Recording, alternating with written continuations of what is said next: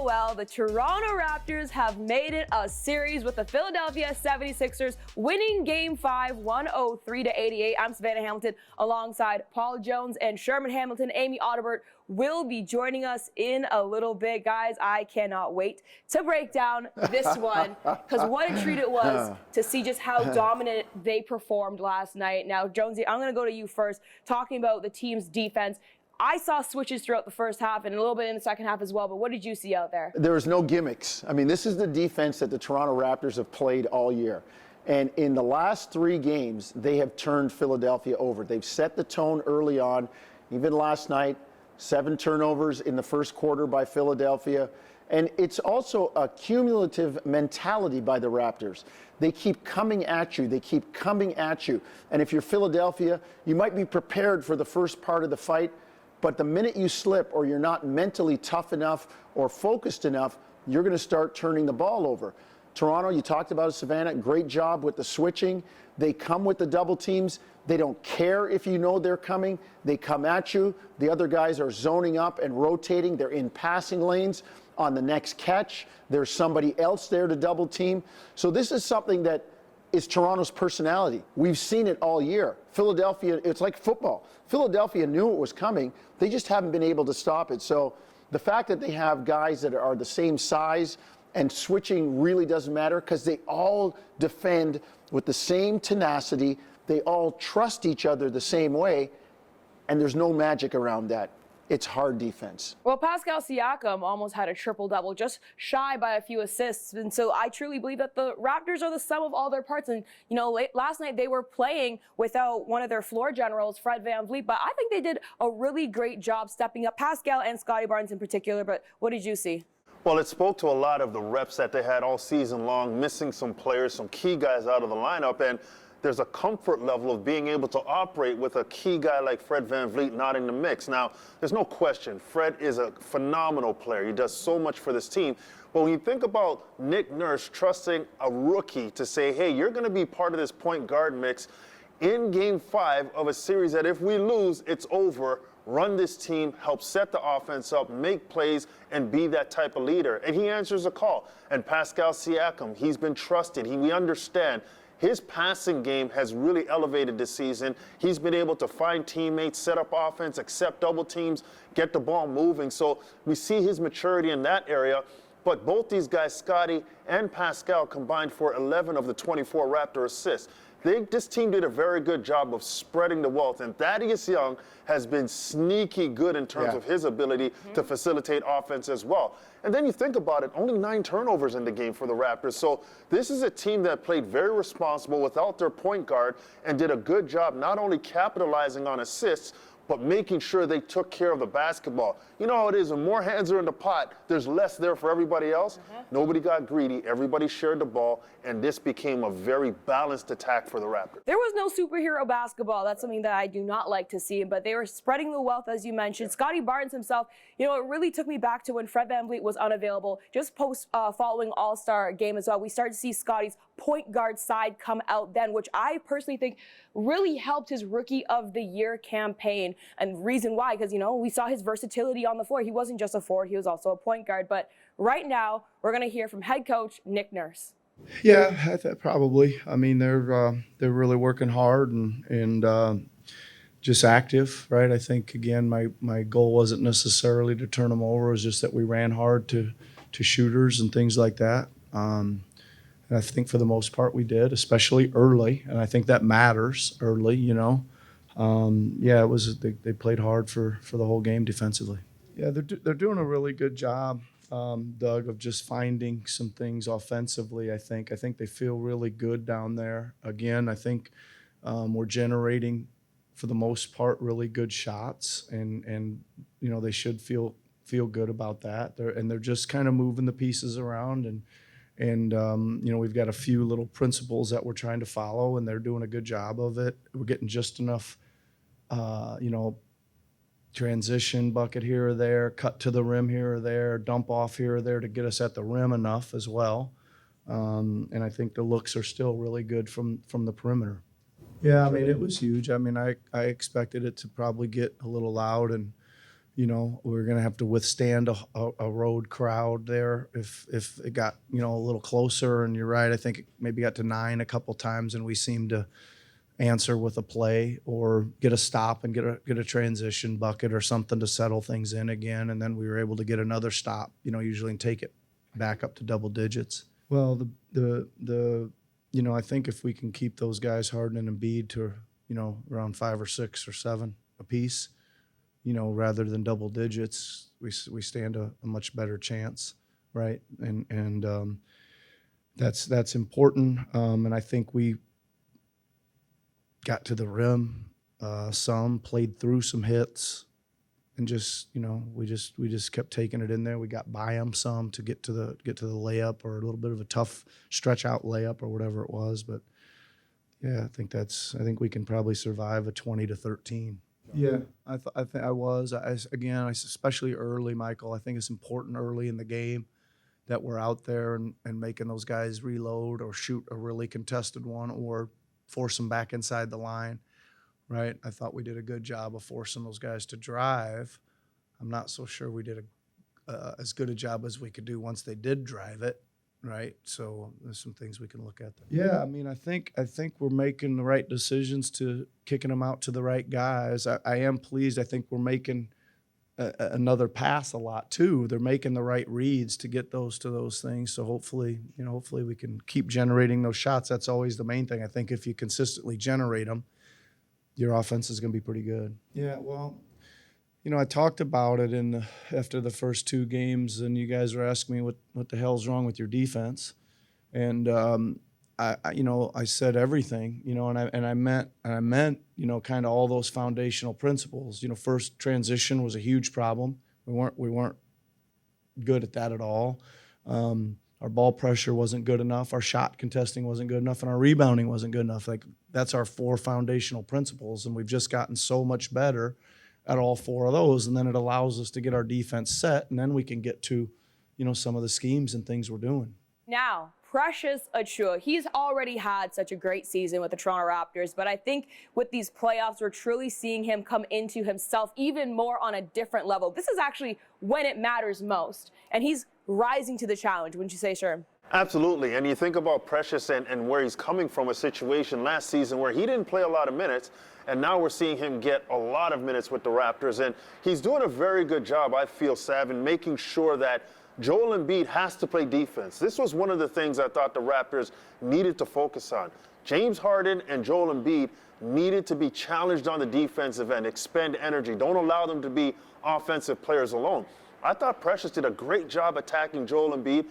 When Joel Embiid got into foul trouble, I think the Raptors put more pressure on him to defend, and Precious was excellent attacking the basket. He didn't settle for shots, and this is something that you see in a young player understanding and recognizing how to go about their job. He did a great job. And you think about his ability to rebound with 7 rebounds in the game, but 3 blocks defensively, very active. Tobias Harris has been a physical scorer in this series. He matched up with him one time, one-on-one, and blocked his shot without fouling him, and Tobias tried to put the shoulder into him. So Precious is doing a great job, and the bench scored around 30 points. Precious had 17 of them. So his impact on the game was phenomenal, and his growth has been special. And I like the fact that he hasn't gotten out of himself. He stayed consistent to what they need from him, and it's been a very, very balanced approach. Well, that's incremental when you look at the final score being 103-88. That's holding the Sixers to 88 points alone is incredible, and he's a big reason for that. But now on top of that, his contributions off the bench on the offensive end is a big factor as to why they were able to have that gap as well. You can't just solely be relying on the starters, but somebody who has had a bit of a rocky start to the playoffs, Pascal Siakam, well, he's really turned it around these past 2 games, and coincidentally, obviously, the Raptors have won the past 2 games, Jonesy. I'm going to go back to something I learned as a Cub reporter way back in 1999 when Butch Carter was the head coach of the Toronto Raptors. And we got talking after a playoff game one night, and he said, young players have to have something happen to them in the playoffs that is so bad it sharpens their focus to the point where it's never going to happen again. Precious missed free throws. Look at how he's come out the last little while. Pascal in game 3, no points, nothing in the second half of an overtime of a loss. And in the last 2, he's come back with basically 29 points, 9 rebounds on 55% shooting. And you look at his focus. Never mind all the stuff that's happened on the court, how well he's played, scoring the ball, distributing the ball, almost coming up with a triple-double. It's the focus. It's the competitive spirit that you can see in his eyes. Very underrated, Savanna, is his rebounding. He's done a terrific job rebounding the ball and basically taking on the leadership role, saying, fellas, this is not going to happen to me again. I'm not going to let it happen to us again. And you could just see his play elevate to a new level. And again, it just, like Sherman was talking about with Precious, you were talking about it too. It just speaks to the competitive spirit. Like, that's bad. That's never going to happen again. That is not going to happen again. I will die before that goes down again. And you see guys like Achua, you see Siakam, and that's why we're 3-2. And in some people's eyes, this could be 3-2 the other way, if not for a shot, a play or two in game 3. Absolutely. But here's the thing, both of you guys pointed out, that's on character. That's on character. How many times they could have rolled over and just like, you know what, it's been a good run. No, they stuck it out. They're fighting. And now I think the momentum is safe to say it's in the Raptors' favor. They're coming back. They brought it back to Scotiabank Arena to have a good fighting chance. There's very little carryover, they say, in the playoffs from one game to another, because it's usually the team that loses is more desperate.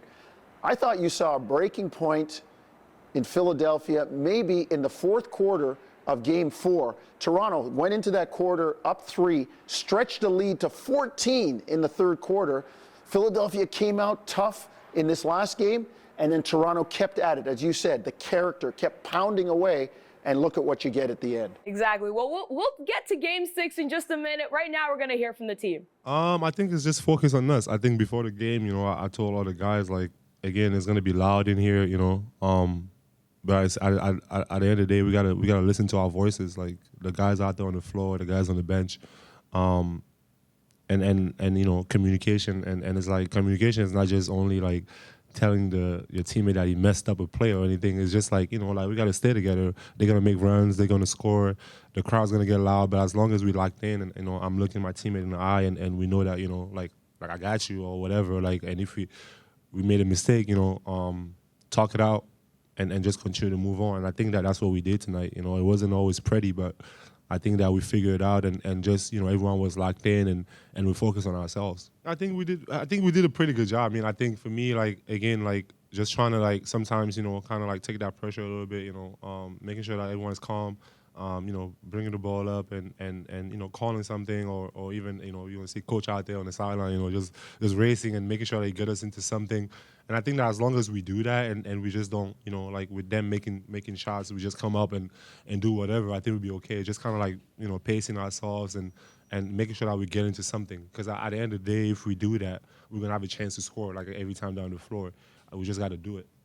I mean, we just going. I'm just out there figuring how they play, where my shots are going to come from. And I feel like the last 2 games I've been able to do a good job at that. And I'm just taking advantage of it. I know I understand my assignment, so I just go out there, try to do it to the best of my ability, switch ball screens, stay on him, disrupt the flow of his offense, and offensively just, make him work, run, space out the floor, hit wide open jumpers, take him up the dribble, whatever I get on that side. We just try to move the ball from side to side, set screens, roll, look for the mismatch. And just step into shots and cut and just move the ball and play freely. Definitely just Pascal, just give him the ball, get out the way. He's a really talented player. He can score from anywhere, and he makes his teammates better, so he led us to a victory today. Fred, he finds me a lot for my threes, and he just gets us in the spots and just gets us organized. So when he's not out there, it's just a collective effort for the whole team just to pick up what he does for us and get us in the sets. And I think it's everyone, like Gary, Scotty, P, me, just trying to get people in the right spots and run a set or just get the offense going. I think we're just a resilient group, and we weren't even really worried about the crowd. We're just trying to get a stop and score. Every time we're trying to get a stop and score. So regardless, we're going to try to get a stop and score. I'm not surprised at all. Like, these guys, from day one when I got here, they seem like a great group of guys who are very poised. We have a really good coaching staff. We have a really good staff that puts game plans together, and our job is to go out there and execute the game plan to our best of our ability, and that's what we all do. We go out there, we play as hard as we can. Everybody listens to each other. No one man is bigger than the team, and that's why we're able to go out there and win basketball games. We're able to get ourselves back into this series and continue to fight each and every night. Just play hard. We play hard defensively. We scrambled all night long. We made sure that we kept fresh bodies in, and we made Embiid see crowds and forced him to pass the ball early. I think that was one of the biggest things, just forcing the ball out of his hands early, not even giving him a chance to go into moves and pick up fouls on guys and stuff like that. So just making sure that when he does see that double team, that we're scrambling out and we're getting to the right guys. They had a stretch where they made some threes, but they also had a stretch where the threes were tough on them because we were closing out so well. Our game plans have been good from game one. It's just a matter of just going out there and executing. I think the biggest things was for us losing the first 3 games was disparity in free throw count. Now there's not very much disparity in the free throw count, and I think the game is kind of going into a good flow. And I think we're playing at a good pace, constant running our stuff, giving the ball to the guys that need the ball and letting them make plays and just feeding off the energy and everything that the defense is giving us, and just making sure that we're prepared to go out there and knock down shots or make plays and make reads. Now we're going to head over to Amy Audibert. Thank you so much, Savannah. Game 6, let's go. I'm so pumped to see the Raptors back at Scotiabank Arena, but let's chat for a couple minutes here about Philadelphia and where things haven't been going so great for them as of late. And it starts with that right thumb for Joel Embiid. It is clearly going to be a problem moving forward. If they advance out of this series, it's not going away anytime soon. This is going to be an injury that is going to have to be dealt with in the offseason. Sounds like it's a torn ligament in his right thumb. It's very painful to play with. When you look at Game 5, he came out in that first half with 10 points against the Raptors. He was ducking in, a lot of contact, getting to the free throw line, same old. But as that game progressed, not only did he start getting tired, you saw him making decisions, not going for loose balls. You can see him playing a little bit more tentative because it is quite painful. And he did speak after Game 5 saying, hey, I'm making decisions in the game where I don't want to continue to hurt myself.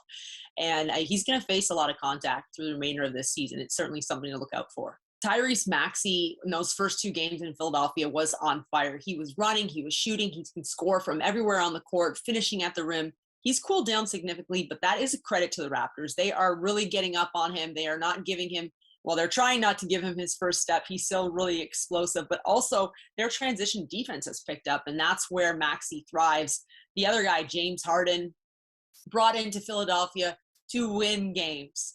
And you saw in Game 5, especially late situation shot clocks, he was facilitating or distributing. And I think Philadelphia wants him to take shots. He only took 11 in Game 5, and they want him to take a lot more. He was brought in as a scorer, and they really need him to put up some buckets. Looking at the series from a bigger picture, Toronto has really picked up their defensive effort and schematics and rotations. And therefore, in games 3, 4, and 5, it's been a lot tighter, and we're seeing the Raptors that we've known to love all season. And Philadelphia is having a hard time figuring out how to get that ball moving, getting it to the right place, and then finishing it off with big plays consistently. Another factor here is the crowd. It made a difference. Game 5, when their own crowd in Philadelphia got up, they were booing them, and they left early. We all know on the flip side of that, at Scotiabank Arena, when the Raptors start hitting shots, making big plays, and big defensive stops, they get behind them, and it is contagious. It definitely gives your home team some energy, and that is certainly going to be an advantage for Toronto on Thursday night, Game 6. Don't forget, if you have a ticket for Scotiabank Arena, get there early. Get these guys pumped up from the tip. We'll see you there. Now we got to talk about Game 6, guys, because there is a Game 6 underway. Sherm, I'm going to go to you first. Give me your open thoughts on maybe not just the tools that they could use, but what you've seen so far in the series that has worked. Well, I think in the first couple games of this series, we saw Philadelphia really do the things that the Raptors did well. Philadelphia got out in transition. Philadelphia was able to turn the Raptors over and score some points. Well, in the last couple games, we've seen the Raptors completely flip the script. The Raptors have gotten back to turning Philadelphia over, 16 turnovers in both the last 2 games, and they've scored 25 points, 22 points off those turnovers. So we're seeing the Raptors get more back to their DNA, how they had success in the regular season. We're also seeing the Raptors from a transition perspective starting to string together games where they're scoring consistently in transition. That's a big part of who the Raptors were as well when they were successful. And I really think this big lineup, their ability to be so disruptive with that size, is opening the floor up for transition play. So this consistency that they found are things that they kind of got away from earlier in the series, but they're getting back to it now. And now we're seeing Philadelphia struggle to find transition buckets. Philadelphia struggling to play offensive basketball in the half court. Because the Raptors' commitment to what they already knew they could do, they got back to it. And now let's see if they can do it in Game 6 and duplicate those performances. They're playing calm, cool, and collected. And on the defensive end, they're also limiting Philly's runs right now. The first 2 games, I felt like Philly was almost getting anything they wanted, and they were really controlling the tone and the pace. Game 3, kind of that weird game, obviously ended on that buzzer beater by Joel Embiid. But I truly feel like the Raptors have grown throughout the series defensively and known, where to cover, who to focus on. But what have you seen? Well, it's the same thing. Both of you speak about the Raptors, basically their personality. And their personality didn't show through as well in the first 2 games. Philadelphia was very comfortable in the last 3 games. The Raptors have made Philadelphia uncomfortable. They've stuck to their personality and applied a little bit more of it. You talk about the defense, Savannah. Look at the scoring. Philadelphia, 2 halves last night with less than 50 points. I mean, they only had 88 for the game. The shooting percentage has consistently gone down since Game 4. So just look at what the Raptors are doing. They're sticking more to their personality. The rebounding, the second chance points. These are things that Toronto, they've been a staple of Toronto's play all season, and now we're seeing them come through in the playoffs. Why? Because they've continued to stick to their personality. And I think, again, every game is independent of itself, but I just feel like the Raptors say, we're going to come out, we're going to do what we do, we dare you to stop us, and we'll see what the results are in the end. And you know what the beautiful thing is, guys? They're playing at home. There you go. They're playing at Scotiabank Arena. I saw guys here maybe putting extra screws in the roof and extra cement in the foundation, because this place is going to be shaking on Thursday. Absolutely. Jurassic Park just out there. You already know it's going to be packed. So you can catch Game 6 this Thursday. Tip-off is exactly at 7:02 p.m. So if you're planning on coming, make sure you come well in advance, especially if you're trying to get into Jurassic Park. You can watch the game at home on TSN and listen to it on Sportsnet. From myself, Savanna Hamilton, Paul Jones, Sherman Hamilton, Amy Audibert, Jake LaRue, Armando, and Garth behind the scenes. Thank you for watching another episode of Raptors Today.